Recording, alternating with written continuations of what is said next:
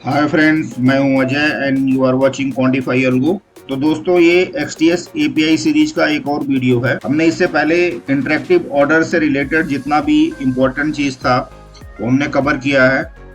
अब बारी आती है मार्केट डेटा की, कि मार्केट डेटा का हम यूज करके क्या क्या चीजें कर सकते हैं। कुछ इम्पोर्टेंट चीजें हैं जिनको हम इस वीडियो में कवर करेंगे। सबसे पहला इम्पोर्टेंट चीज है, क्योंकि हमने ऑर्डर डालने के लिए एक्सचेंज इंस्ट्रूमेंट आईडी का यूज किया था। तो एक्सचेंज इंस्ट्रूमेंट आईडी जो होती है वो हमारे मास्टर फाइल में होती है। तो मास्टर फाइल को हम कैसे डाउनलोड करते हैं ये हम देखेंगे। ये सिम्फनी फिनटेक का वेबसाइट है। मार्केट डेटा एपीआई पे जाएंगे, हम डॉक्यूमेंटेशन में जा रहे हैं। तो यहाँ पे हमें मिलेगा इंस्ट्रूमेंट्स। इंस्ट्रूमेंट्स में मास्टर के बारे में दे रखा है। तो बेसिकली ये जो हमें मास्टर डेटा देते हैं उसमें ये सारे कॉलम होते हैं। इतने कॉलम होते हैं, ये अराउंड 18 कॉलम होते हैं। तो ये 18 कॉलम होते हैं जिनको हम एक्सेल में डाउनलोड कर सकते हैं या CSV फाइल में डाउनलोड कर सकते हैं और उसको हम अपने हिसाब से यूज कर सकते हैं। इससे हमें पता ये चलेगा कि किस स्क्रिप्ट में किसका प्राइस बैंड क्या है, लो प्राइस बैंड क्या है, टिक साइज क्या है, लॉट साइज क्या है, फ्रीज क्वांटिटी क्या है, मल्टीप्लायर क्या है, आई साइन क्या है। बहुत सारी चीजें जो हमें जरूरी होती हैं वो हमें मास्टर फाइल में मिलेंगी। और सबसे इम्पोर्टेंट चीज होती है एक्सचेंज इंस्ट्रूमेंट आईडी। तो मास्टर फाइल डाउनलोड करने का क्या प्रोसेस है, चलिए देखते हैं। ये हमारा प्रोजेक्ट पहले से ही खुला हुआ है, तो एक फाइल क्रिएट कर लेते हैं, मास्टर डॉट फाइल। ये मास्टर फाइल क्रिएट हो गई है। जैसे हम बात ही कर रहे हैं, मास्टर डेटा डाउनलोड करने के लिए हमें मार्केट डेटा की जरूरत होती है। तो हम मार्केट डेटा लॉगिन करेंगे, मार्केट डेटा सॉकेट में जाएंगे और लॉगिन कोड उठा लेंगे। ये है लॉगिन कोड, इसको पेस्ट करेंगे। एपीआई बदल देते हैं। एपीआई बदलने के लिए मार्केट का हमने फाइल मार्केट हम config.ini में जाएंगे। ये हमारी मार्केट डेटा एपीआई है। एपीआई बदल देते हैं। एपीआई हमने चेंज कर दिया है। एग्जाम्पल फाइल में चलते हैं। आप यहाँ देख रहे हैं ये मास्टर डेटा डाउनलोड करने का कोड दिया हुआ है। तो इसको कॉपी करेंगे और इसको पेस्ट करेंगे। यहाँ पे इन्होंने दोनों एक्सचेंज का एक साथ करने को दे दिया है। यहाँ पे देखें, तो बेसिकली हम 1 बाय 1 करेंगे। दोनों एक्सचेंज एक साथ करने के लिए हम CSV फाइल का यदि यूज करेंगे तो जो उसके हेडर हैं वो अलग अलग हैं। यदि हम दोनों एक्सचेंज साथ करते हैं तो थोड़ा सा प्रोसेस कॉम्प्लिकेटेड होगा। इसको हटा देते हैं। यदि इसको नहीं हटाएंगे तो डेटा बहुत बड़ा है, कंप्यूटर हैंग कर देगा, इसलिए हटा देते हैं, प्रिंट नहीं करेंगे। जो डेटा बड़ा है तो सबसे पहले हमें डेटा फ्रेम में कन्वर्ट करना होगा, तो हम पांडा का यूज करेंगे। तो पांडा यहाँ इंपोर्ट कर लेते हैं, पांडास एस PD। ये पांडा हमने इंपोर्ट कर लिया है, इसका भी जरूरत नहीं है, सॉकेट आया होगा, इसको हटा देते हैं। डेट टाइम का यूज है, डेट टाइम हमने इंपोर्ट कर लिया है। तो हमें फाइल डाउनलोड करने के लिए अब 2-4 लाइन का कोड लिखना पड़ेगा। Master string is equal to response result. Actually XTS का जो डेटा है वो जेसन फॉर्मेट में नहीं है, इसलिए हमें इसे रो में कन्वर्ट करना पड़ेगा। Rows master string dot strip dot. तो अब करेंगे, now we will split each row into column. Data is equal to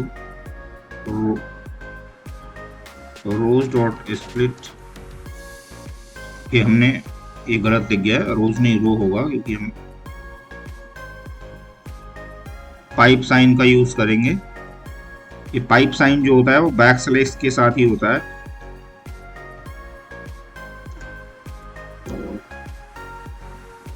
रोज जो इनका डेटा है, इन्होंने 18 हेडर दिए हुए हैं, लेकिन किसी किसी स्क्रिप्ट में क्या है ना 22 तक आ जाता है, इवन NSC CM की स्क्रिप्ट में। तो उसके लिए क्या है ना, वो यदि हम एज इट इज लिख देंगे तो वो एरर दे देगा। तो इसके लिए हम एक चीज करेंगे, जो 18 वाले हैं हम उनको फिल्टर कर लेंगे, हम उन्हें ही यूज करेंगे। तो एक लाइन का कोड हमें और लिखना पड़ेगा, डेटा 18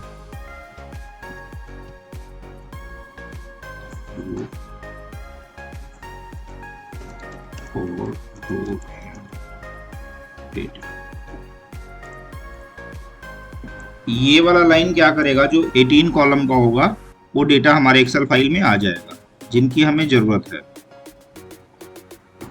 उसके बाद हम हेडर लिखेंगे, जो हमारा ये वाला हेडर है, इस वाले हेडर को हम वहाँ प्रोवाइड करा देंगे, यहाँ पे पेस्ट कर लेंगे। हमने यहाँ पे हेडर दे दिया है इसको।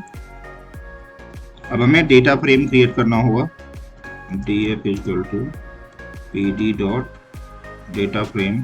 तो जो हमारा ये वाला है 18 कॉलम वाला है, ये वाला डेटा, इसको हम यहाँ दे देते हैं कॉलम 18 और कॉलम्स = हेडर्स। अभी हमारा डेटा फ्रेम क्रिएट हो गया है। इसको चाहे तो हम प्रिंट भी कर सकते हैं, अब इजी हो जाएगा, हमने डेटा फ्रेम में कन्वर्ट कर लिया तो सारा डेटा प्रिंट नहीं करेगा। तो इसको प्रिंट भी करा के देख लेंगे, प्रिंट df। अब जो डेटा फ्रेम में हमारे पास डेटा है उसको हमें CSV फाइल में भेजना है। तो इस डेटा फ्रेम से हम CSV बना लेते हैं, df.to.csv, फाइल नेम देते हैं मास्टर डेटा .csv और इंडेक्स फॉल्स। ठीक है जी, ये हमने लिख दिया है। अब देखते हैं कि चलता है नहीं चलता है, टेस्ट करते हैं इसको। तो सबसे पहले हम वर्चुअल इन्वायरमेंट में जाएंगे और फाइल का नाम है master.py एंड master.py। चल जाओ भाई, एरर है। एरर क्या है, रिस्पॉन्स रिजल्ट्स। एक मिनट, लाइन नंबर 26, लाइन ओ, ये रिजल्ट्स नहीं रिजल्ट। अब चला के देखते हैं, चलना चाहिए। अच्छा ये देखो, ये हमारा इसने डेटा फ्रेम प्रिंट कर दिया है जो हम प्रिंट कर रहे थे। अच्छा हमने इसको हटाया भी नहीं, इसमें NSCFO भी डाउनलोड कर दिया क्या उसने, NSCFO डाउनलोड किया है। एक बार फिल्टर कर लेते हैं, मैंने गलती करी है। ओह, इसने कंबाइन डाउनलोड कर दिया। चलो, लेकिन कंबाइन डाउनलोड करने से एक चीज गलत हुआ है। गलत होने से क्या हुआ है, इसमें स्ट्राइक प्राइस वगैरह नहीं आ रहे हैं क्योंकि वो हेडर हमने मिस कर दिया। ओह, इसको हटाते हैं, फिर से डाउनलोड करेंगे, एक ही रखेंगे और अब इस बार इसका करेंगे, ये फाइल डिलीट कर देते हैं। तो हमसे इसको हटाते हैं और अब चलाते हैं इसको। अच्छा, रो क्रिएट हुई हैं 18 कॉलम वाली। अब हम इस फाइल को खोल के देखते हैं।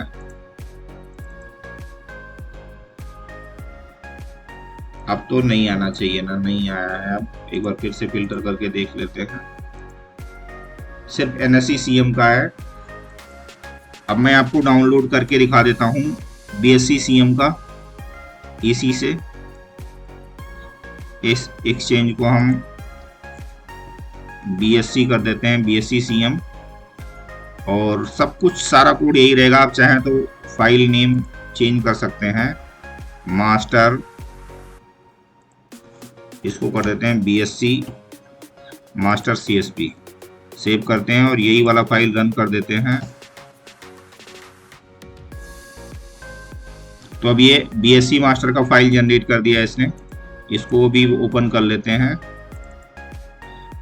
तो फ्रेंड्स ये BSc एक्सचेंज आ गया है, ये उसके कोड है, इसमें करीब करीब 12,000 कोड हैं, 12,800।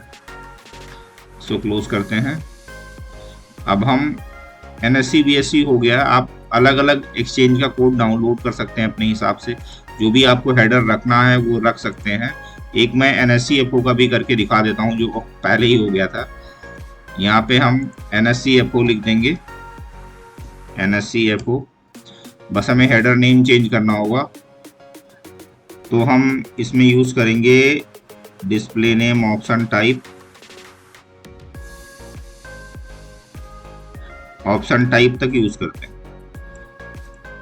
तो हम ऑप्शन टाइप तक यूज करेंगे, ये करीब करीब 19 कॉलम है, इनको कॉपी करेंगे। तो ये हमारे नए हेडर हैं,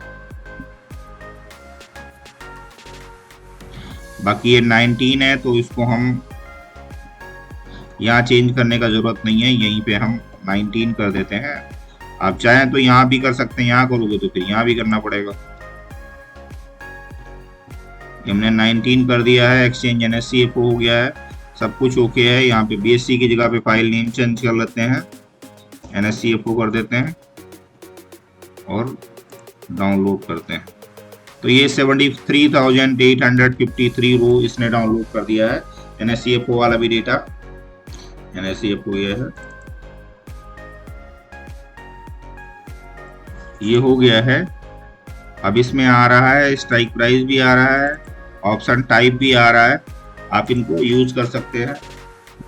इस तरह से मास्टर डेटा डाउनलोड करके और आप उसका एक्सचेंज इंस्ट्रूमेंट आईडी यूज कर सकते हैं, क्योंकि बिना एक्सचेंज इंस्ट्रूमेंट आईडी के ऑर्डर प्लेस नहीं होगा, हमें रेट नहीं मिलेगा मार्केट में, उसका क्या प्राइस चल रहा है या क्या ओपन इंटरेस्ट है या क्या डेप्थ है, इन सब को फैच करने के लिए हमें एक्सचेंज इंस्ट्रूमेंट आईडी का ज़रूरत होता है। तो इस वीडियो में जो हमने एक्सप्लेन किया है, यदि आपको इसका कोड चाहिए तो स्क्रीनशॉट ले सकते हो, मुझे मैसेज कर सकते हो, मैं आपको कोड भेज दूंगा। और यदि आपको कोई और भी हेल्प चाहिए इसके रिगार्डिंग, XTS API के रिगार्डिंग, तो आप मुझे फ़ोन कर सकते हैं, व्हाट्सअप कर सकते हैं, और मैं जितना पॉसिबल होगा मैं हेल्प करूंगा आपका। तो दोस्तों चैनल को सब्सक्राइब कर लें, वीडियो लाइक कर दें और बेल आइकन दबा लें, जिससे हम नेक्स्ट वीडियो डालें तो आप तक पहुंच जाएं। Thank you for watching.